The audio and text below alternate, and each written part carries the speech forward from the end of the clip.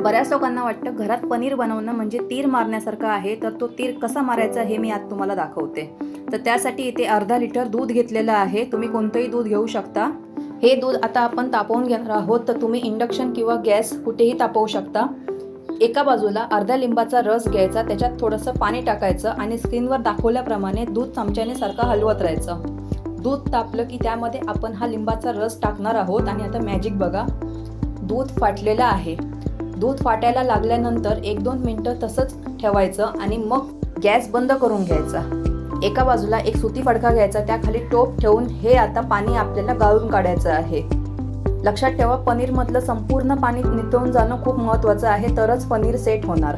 तर स्क्रीनवर दाखवल्याप्रमाणे सगळे स्टेप्स योग्यरित्या फॉलो करा आणि संपूर्ण पाणी निथळावं यासाठी पनीरवरती वजन म्हणून वरवंटा ठेवला आहे. या गोळ्याला फ्रीझरमध्ये 15 ते 20 मिनिटात सेट करण्यासाठी ठेवून घ्यायचं. आपलं पनीर रेडी आहे.